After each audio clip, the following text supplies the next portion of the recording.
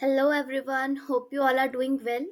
सो आज हम करने वाले हैं फिजिक्स का topic units and measurement. So चलिए इस टॉपिक को हम स्टार्ट करते हैं, यूनिट्स एंड मेजरमेंट को। तो इस टॉपिक के अंदर हम कौन कौन से सब टॉपिक्स पढ़ने वाले हैं, चलिए उनको देखते हैं। सबसे पहले हम देखेंगे कि फिजिकल क्वांटिटीज़ क्या होती हैं, कौन कौन सी फिजिकल क्वांटिटीज़ होती हैं। फिर उसके बाद हम देखेंगे यूनिट्स, उसके बाद देखेंगे system of units and at last हम डायमेंशंस देखेंगे। तो चलिए इस लेक्चर को स्टार्ट करते हैं। तो सबसे पहला टॉपिक है फिजिकल क्वांटिटीज। तो भाई फिजिकल क्वांटिटीज क्या होती हैं? The quantities which can be measured directly or indirectly and by means of which we can describe the laws of physics are called as physical quantities. सो जो physical quantity है उसकी definition दो aspects में है। सबसे पहला एस्पेक्ट है कि वो क्वांटिटीज जिनको हम मेजर कर सकते हैं डायरेक्टली या इनडायरेक्टली, वो होती हैं फिजिकल क्वांटिटीज। साथ ही ये जो फिजिकल क्वांटिटीज हैं इनके द्वारा हम लॉ ऑफ फिजिक्स को डिस्क्राइब कर सकते हैं। ठीक है, तो ये होती हैं फिजिकल क्वांटिटीज। अब यहाँ पे हमारे पास इसका एग्जाम्पल अगर देखा जाए तो वो है लेंथ, वो है मास। सो जो लेंथ है उसको भी हम मेजर कर सकते हैं और जो मास है उसे भी हम मेजर कर सकते हैं। तो ये फिजिकल क्वांटिटीज हो जाएंगी, राइट। तो फिजिकल क्वांटिटीज क्या होती हैं? वो क्वांटिटीज जिनको डायरेक्टली या इनडायरेक्टली हम मेजर कर सकते हैं और इनके द्वारा हम लॉ ऑफ फिजिक्स को डिस्क्राइब कर सकते हैं। तो ये होती है फिजिकल क्वांटिटीज। आगे बढ़ेंगे, आगे है हमारे पास topic types of physical quantities. So दो तरह की फिजिकल क्वांटिटीज होती है, एक होती है फंडामेंटल क्वांटिटीज। फंडामेंटल नेम से क्लियर हो रहा है, फंडामेंटल यानी कि बेस। और दूसरा है डराइव्ड क्वांटिटीज। सो ये नेम से क्लियर हो रहा है लेकिन हम इसे समझेंगे। फंडामेंटल क्वांटिटीज क्या होती है? The quantities which do not depend on other quantities are known as fundamental और बेस क्वांटिटीज। सो ऐसी क्वांटिटीज जो दूसरी क्वांटिटीज पे डिपेंड ना करें, मतलब जो इंडिपेंडेंट जो है फिजिकल क्वांटिटी हो, वो फंडामेंटल क्वांटिटीज होती हैं। इन क्वांटिटीज को हम बेस क्वांटिटीज भी बोलते हैं। हमारे पास बेसिकली 7 फंडामेंटल क्वांटिटीज होती है, जैसे कि लेंथ हो गया, मास हो गया, टाइम हो गया, करंट हो गया, टेम्परेचर हो गया, ल्यूमिनस इंटेंसिटी हो गया एंड अमाउंट ऑफ सब्सटेंस, यानी कि जो हम मोल की टर्म्स में रिप्रेजेंट करते हैं तो वो हो जाएगा। So we have 7 fundamental quantities: length, mass, temperature, luminous intensity, amount of substance, electric current and time. तो ये 7 फंडामेंटल क्वांटिटीज है हमारे पास जो दूसरी क्वांटिटीज पे डिपेंड नहीं करती हैं। नेक्स्ट टॉपिक है derived quantities. Derived quantities name से क्लियर हो रहा है, कहीं से डेराइव हो रही है यानी कि किसी पे डिपेंड कर रही है। So the quantities which can be expressed in terms of the fundamental quantities are called the derived quantities. सो ऐसी क्वांटिटीज जो कि फंडामेंटल क्वांटिटी पे डिपेंड करे या फिर फंडामेंटल क्वांटिटी के टर्म्स में एक्सप्रेस हो, वो डेराइव्ड क्वांटिटीज होती है। जैसे कि स्पीड हो गया, जैसे कि एक्सलरेशन हो गया, जैसे फोर्स हो गया। अब ये तो कंफ्यूजिंग हो रहा है लेकिन हम इसको समझेंगे। सो स्पीड कैसे एक डेराइव्ड क्वांटिटी है? ये कौन सी फंडामेंटल क्वांटिटी पे डिपेंड कर रही है? स्पीड होता है हमारे पास डिस्टेंस अपॉन टाइम। ठीक है, तो ये डिपेंड कर रही है किस पे डिपेंड कर रही है? अब यहाँ से इसकी अगर मैं यूनिट लिखूं, वो हम सबको, मतलब ये कॉमन यूनिट्स है जो हम सबको पता है, मीटर पर सेकंड होती है।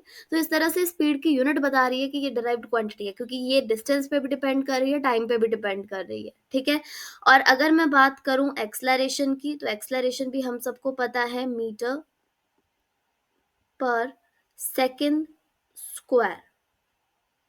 सो मीटर पर सेकेंड स्क्वायर, ये भी डिस्टेंस एंड टाइम पे डिपेंड करती है, क्या? एक्सलरेशन।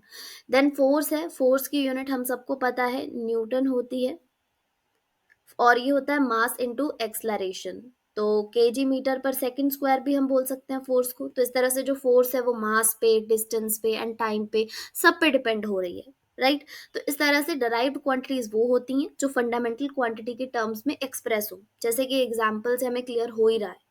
आगे बढ़ेंगे, आगे टॉपिक आता है यूनिट। सो नेक्स्ट इसमें लिखा गया है कि measurement is a process of determining how large और small a physical quantity is as compare to a basic reference standard. So this reference standard is called the unit of particular physical quantity. अच्छा, तो measurement आखिर होता क्या है? हम measurement word बहुत use करते हैं, बट हमें इसका जो है लिटरल मीनिंग नहीं पता है।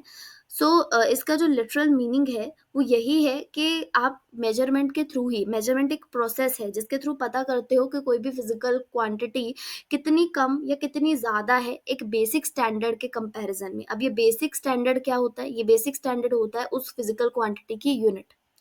ठीक है। सो जो फिजिकल क्वांटिटी है उसकी यूनिट के कंपैरिजन में कोई भी क्वांटिटी कितनी बड़ी या कितनी छोटी है वो उसकी क्या होती है? वो होती है उसकी मेजरमेंट।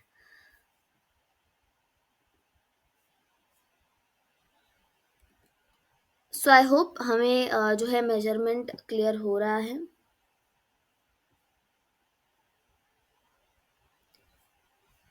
नेक्स्ट है हमारे पास कि यूनिट्स कितने तरह की होती है। तो यूनिट्स टू टाइप्स की होती है। यूनिट्स कौन कौन सी टाइप्स की होती है?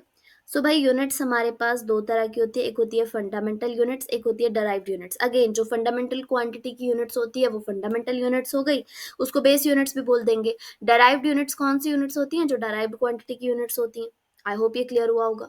अब डराइव्ड क्वांटिटी जैसे कि हमारे पास है स्पीड। स्पीड की जो यूनिट है वो एक डराइव्ड यूनिट है। ठीक है, क्योंकि ये जो है दो फंडामेंटल क्वांटिटी से डराइव्ड है, जैसे कि एक है लेंथ और एक है टाइम, तभी तो इसकी यूनिट जो है स्पीड की वो अपने पास बनती है मीटर पर सेकेंड।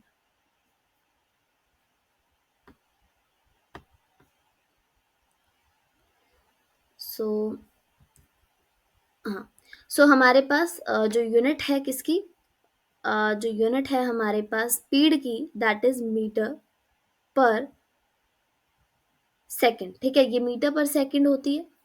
तो हमने ये जाना यहाँ पे स्लाइड में कि मेजरमेंट क्या होती है। मेजरमेंट एक प्रोसेस है जिसके द्वारा पता चलता है कोई भी चीज़ कितनी ज़्यादा या कम है बेसिक स्टैंडर्ड के कंपैरिजन में। ये बेसिक स्टैंडर्ड यूनिट होती है। यूनिट बेसिकली दो तरह की होती है, fundamental unit and derived unit. Fundamental unit fundamental quantity की यूनिट होती है, और जो डराइव्ड यूनिट है वो डराइव्ड क्वांटिटी की यूनिट्स होती है। आगे बढ़ेंगे, आगे आता है system of units. A complete set of units which is used to measure all kinds of fundamental and derived unit quantities is called a system of units. So system of units क्या होती है? ये complete set of units होती है जिसके द्वारा हम fundamental और derived quantities को measure करते हैं। यानी कि units के भी अलग अलग जो है system है हमारे पास, जैसे कि CGS system हो गया, ये सब आपने सुने ही होंगे कहीं ना कहीं। FPS सिस्टम हो गया, ये शायद नया हो सकता है। MKS सिस्टम हो गया, और SI यूनिट का सिस्टम हो गया जिसको बोलते हैं हम इंटरनेशनल सिस्टम। अब SI को आप लोग क्या बोलोगे? International system of units. So भाई CGS जो होता है इसमें हम यूनिट्स लेंथ की सेंटीमीटर लेते हैं, मास की ग्राम लेते हैं, टाइम की सेकंड लेते हैं, और फोर्स की यूनिट जो है वो डाइन लेते हैं। सो एक यूनिट का ये सिस्टम है जो हम यूज करते हैं। नेक्स्ट है एफपीएस। एफपीएस क्या होता है? ये ब्रिटिश इंजीनियरिंग सिस्टम होता है जिसमें कि हम लोग जो है फुट यूज करते हैं लेंथ के लिए, पाउंड यूज करते हैं मास के लिए, टाइम के लिए सेकंड यूज करते हैं, और यहाँ पे जो फोर्स होती है इसके लिए जो यूनिट यूज होती है वो होती है पाउंडल। कौन सी यूनिट यूज होती है? पाउंडल। ये हमें याद रखना है। नेक्स्ट आता है हमारे पास एमकेएस सिस्टम। जो हमारे पास एमकेएस सिस्टम है ये जो होता है इसमें हमारे पास लेंथ के लिए मीटर होता है, और मास के लिए किलोग्राम होता है, टाइम के लिए सेकंड होता है, फोर्स के लिए न्यूटन होता है। तो ये भी हमें याद रखना है। नेक्स्ट है जो एसआई सिस्टम है। एसआई सिस्टम एक मॉडर्नाइज्ड और एक्सटेंडेड सिस्टम है।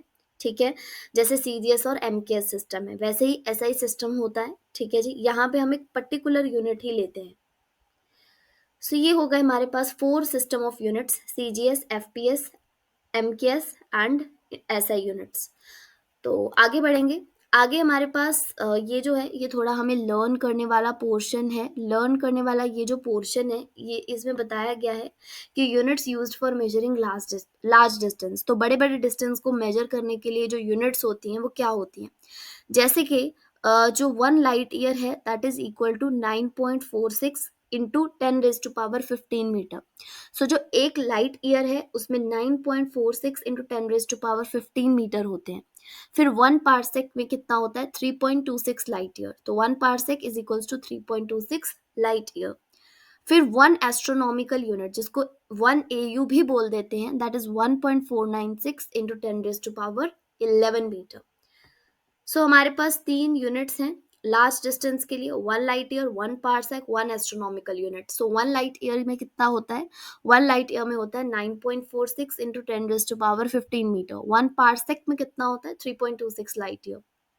देन आगे आता है हमारे पास कि 1 एस्ट्रोनॉमिकल यूनिट में 1.496 × 10⁻11 मीटर।